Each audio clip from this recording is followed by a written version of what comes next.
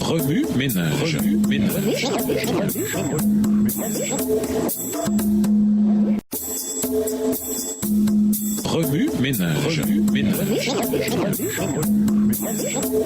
Bienvenue dans votre émission. Remue ménage. Nous voilà à la leçon de mardi. Et la gloire revient à...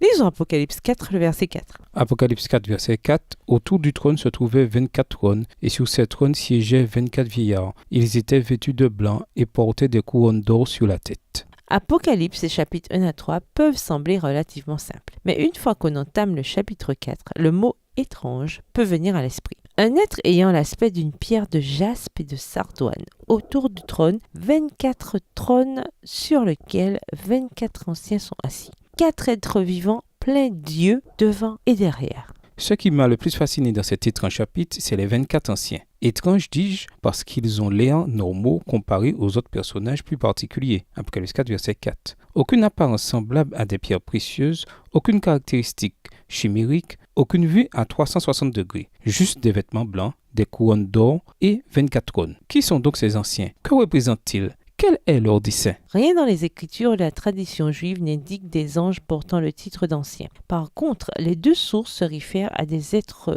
humains en tant qu'anciens. Les anciens ici sont aussi assis sur des trônes, suggérant que Dieu partage son trône, alors que les anges sont habituellement décrits comme se tenant en la présence de Dieu. Les robes blanches et les couronnes de victoire des anciens sont caractéristiques des saints victorieux. Voir Apocalypse 3, les versets 4 et 5 et Jacques 1, le verset 12.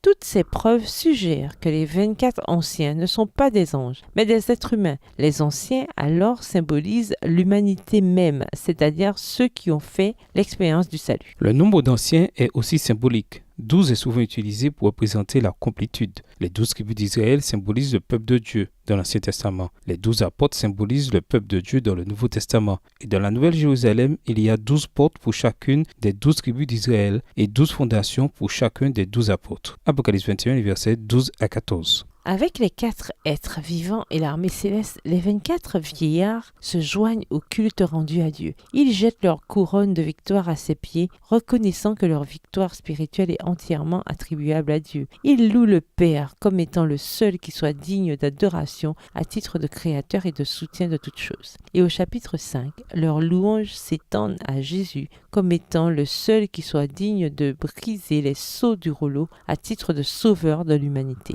Les 24 anciens nous rappellent notre objectif ultime en tant qu'être humain, rendre gloire à notre Créateur et Rédempteur. Apocalypse 14, verset 7. Quelle somme de ce que nous faisons rend gloire à celui qui nous a amenés à l'existence et a donné sa vie pour nous? Réfléchissez à ce que Dieu est vraiment pour vous et laissez-le vous amener à fléchir les genoux devant lui, à l'adorer et à lui rendre toute la gloire. Remue ménage, quel secteur de votre vie rend davantage gloire à votre personne qu'à votre Dieu? Comment pouvez-vous rendre gloire à Dieu en tant que Créateur et Rédempteur? Au revoir. Et à demain si Dieu veut.